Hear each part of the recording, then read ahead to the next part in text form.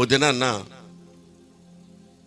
ఒక నదిలో ఒక పిల్లవాడు పడిపోయి కొట్టుకొని వెళ్ళిపోతున్నాడట. కొట్టుకొని వెళ్ళిపోతూ తను ఏమంటున్నాడంటే, నేను నదిలో పడిపోయాను, నన్ను రక్షించండి, నన్ను రక్షించండి అని చెప్పి కేకలు పెడుతున్నాడట. ఆ చుట్టుప్రక్కల ఉన్న వారందరూ కూడా చూస్తూ ఉన్నారు. వారెవరికి కూడా ఈత రాదు ఆ పిల్లవాడిని రక్షించడానికి. ఆ కుర్రోడు కేకలు పెడుతున్నాడు, మునిగిపోతున్నాడు. అప్పుడప్పుడు బయటకు వచ్చి నన్ను రక్షించండి, నన్ను రక్షించండి, నన్ను కాపాడండి అని చెప్పి కేకలు పెడుతున్నాడు. నా ప్రియమైన దేవుని యొక్క బిడ్డలారా, చుట్టూ ఉన్న వారందరూ కూడా అంటున్నారు, అయ్యో పాపం, పిల్లవాడు గోదావరి నదిలో పడిపోయి మునిగిపోతున్నాడు, చనిపోతున్నాడు అని చెప్పి అందరూ కూడా అయ్యో పాపం, అయ్యో పాపం అంటున్నారట. అయితే ఆ ప్రక్కనే ఒక గజి ఈతగాడు చూశాడట. చూసిన వెంటనే ఏం చేశాడంటే ఆ గోదావరి నదిలోనికి దూకేశాడట.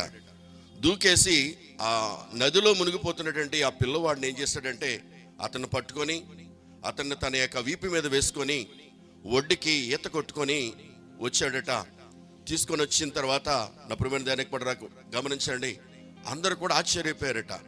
ఆ పిల్లవాడు కళ్ళు తెరిచి, అయ్యా మీరెవరో కానీ నన్ను రక్షించారు, మీరు కానీ రక్షించకపోతే నేను చచ్చిపోయి ఉండేవాడిని, నేను చనిపోయి ఉండేవాడిని అని చెప్పి ఆ పిల్లవాడు అన్నాడట.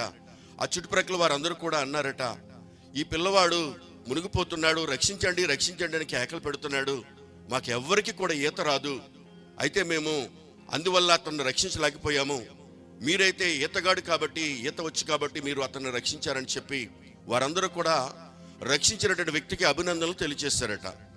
నా ప్రియమైన దేవుని యొక్క బిడ్డలారా, ఇదేనా క్రిస్మస్ అంటే ఏంటంటే 2024 సంవత్సరాల క్రితము యేసు ప్రభు ఈ లోకానికి సశరీరుడిగా శరీరాన్ని ధరించుకొని పరలోకాన్ని విడిచిపెట్టేసి ఈ భూలోకానికి ఎందుకు వచ్చాడంటే, ఆ పిల్లవాడు ఏ విధంగా నదిలో పడిపోయి మునిగిపోతూ ఉన్నాడో, ఆ పిల్లవాడు కేకలు పెడుతూ ఉన్నాడో, అదే విధంగా ఈ లోకములో మనుషులందరూ కూడా కుల మత వర్గ ప్రాంతీయ భేదం లేకుండా మనుషులందరూ కూడా పాపం అనే నదిలో కొట్టుకొని పోతున్నప్పుడు మనుషులందరూ కూడా అయ్యో పాపం అంటున్నారు.